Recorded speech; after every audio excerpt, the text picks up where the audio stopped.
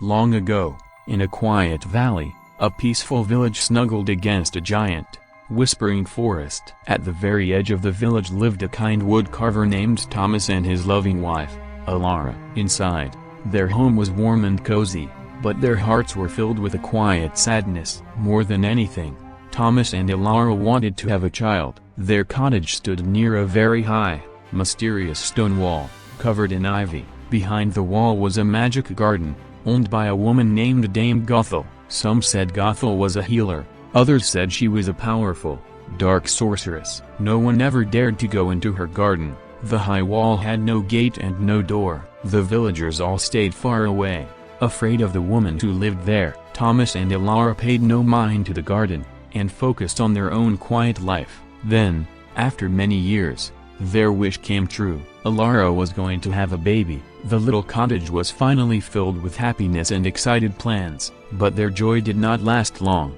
As the baby grew, Alara became very, very sick. She became obsessed with the one place she could never go. Dame Gothel's forbidden, magical garden. A strange, powerful hunger started to grow inside her, a hunger for something she could only see, but never touch. As spring arrived, Alara grew weaker. She could not eat any food. Thomas was frantic. He sat by her bed, holding her thin, pale hand. One afternoon, a breeze blew a strange, peppery smell from Gothel's garden. From her bed, Alara saw a special plant with blue-green leaves, glowing in the garden. She whispered, "That, the rampion, I must have it." Thomas's heart filled with fear. "Alara, that is Gothel's garden. It is impossible."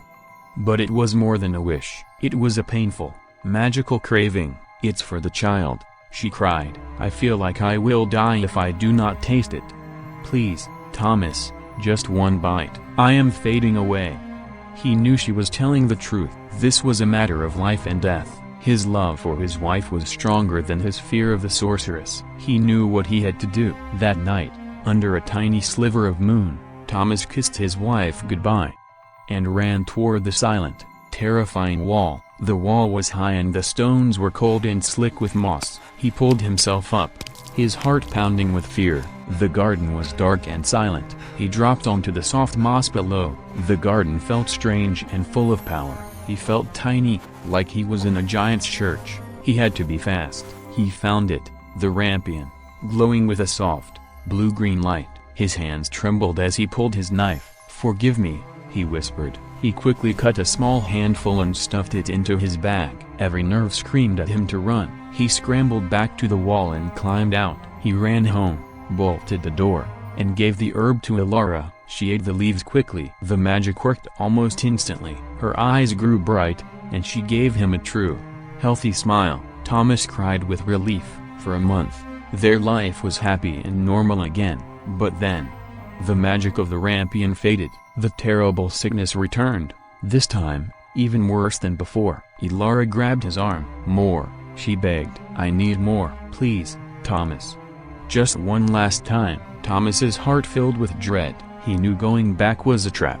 "Alara, I can't," he pleaded. "That place is not kind. It let me take it." But she was delirious with sickness. "We will die, Thomas. The baby and I. We will die." "What is a plant?" she whispered. "Compared to our lives. Be quick. No one will notice." He looked at his dying wife. His choice was already made. "I will do anything to make you well," he said. He grabbed his dark cloak. This time, the garden felt different. The air was not silent. It was waiting. He hurried to the patch of rampion and quickly gathered a large bundle. He stuffed the herb into his bag. And a voice spoke, as cold as ice. The thief returns for a second helping. He turned slowly. There stood Dame Gothel. She was tall and ageless, and her eyes were as dark as the deep woods. "You dare steal from my garden?" she hissed, the air growing cold around her. "Please," Thomas cried, falling to his knees. "My wife is with child. She will die without it." Gothel's angry face changed. A slow, cruel smile spread across her lips. "A child, you say?" Dame Gothel glided closer. "You steal life from my soil. For a life that is not yet here. That child," she whispered, "is forfeit. It is mine." "What?" "No," Thomas cried. Take my life instead. Anything but the child. Gothel laughed, a cold, dry sound. Your life is worthless to me, a life for a life, that is the price. You may have the rampion, you may save your wife. But the moment that child is born, you will give her to me. Refuse, she hissed, and I will let you watch your wife die.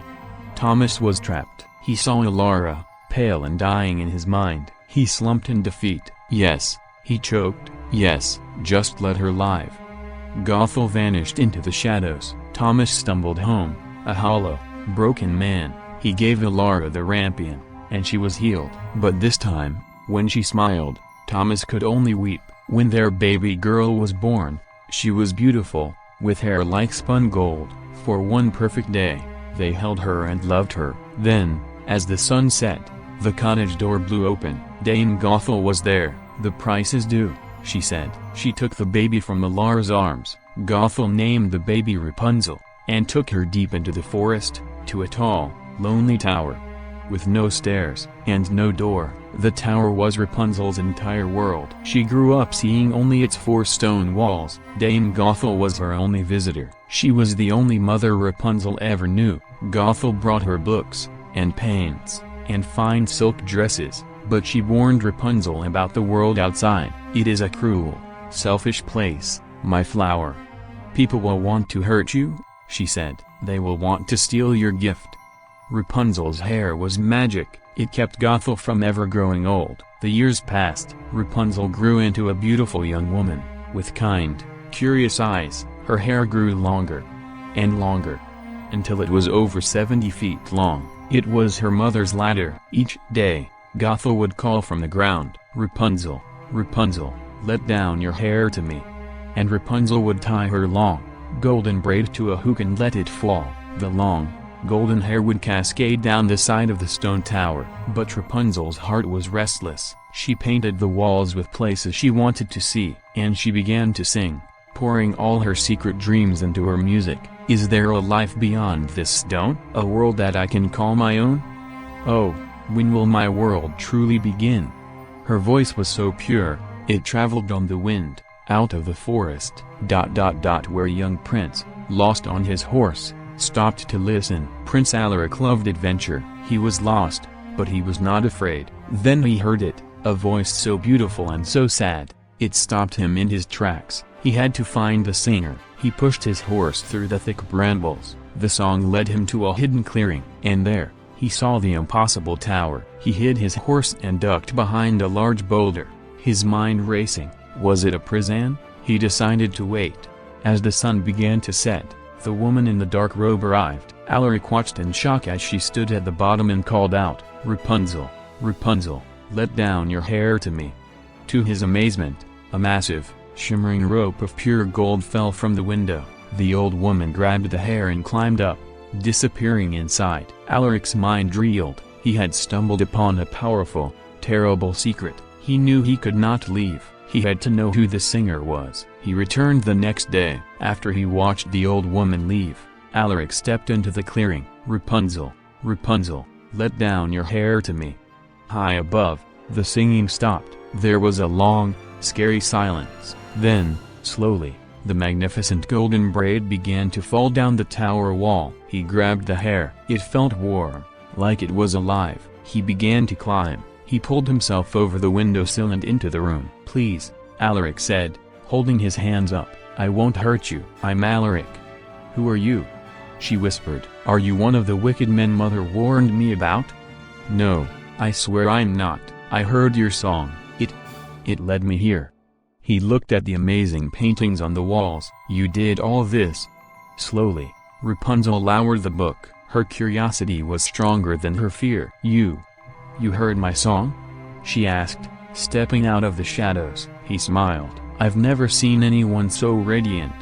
He began to tell her about the world. He told her about crowded markets, big oceans, and mountains that touched the sky. They talked for hours. A new, dangerous hope began to grow in the lonely tower. Alaric promised to return, and he did, day after day, as a secret friendship turned into love. Their plan was simple. Alaric would bring the strong rope, and Rapunzel would climb down. Rapunzel was excited, but also scared. She loved Alaric, but she felt guilty. She didn't want to betray Gothel, the only mother she had ever known. But Gothel was not stupid. She sensed that Rapunzel was hiding something. Rapunzel seemed happy.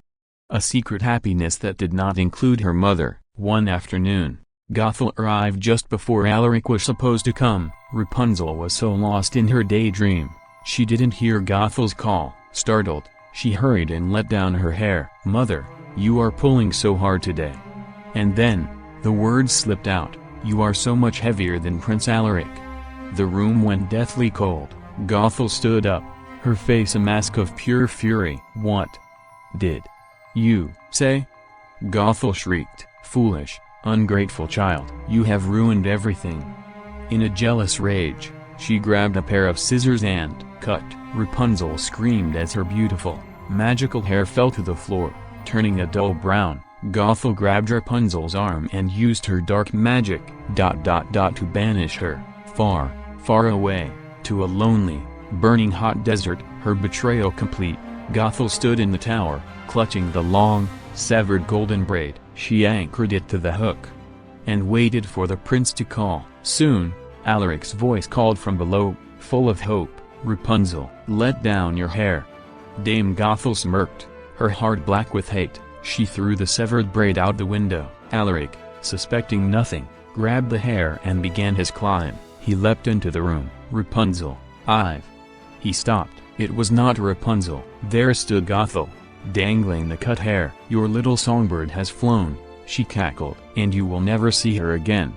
With a blast of magic, she shoved him backward. He lost his balance and fell from the high tower window. He landed in a patch of thick, sharp thorns that Gothel had grown below. He was not killed, but the thorns had pierced his eyes, blinding him. For years, the blind prince wandered the wilderness, heartbroken, surviving on berries. Far away, Rapunzel survived in the desert. She was hardened, but she never stopped singing. One day, the prince, having wandered for years, heard a familiar, faint voice. It was her. He followed the sound, stumbling over the sand dunes. He found her. "Rapunzel," he whispered. She turned, and saw him. They ran to each other and embraced, crying with joy. As they hugged, Rapunzel's tears of joy fell onto his face and into his eyes. A gentle, golden light glowed.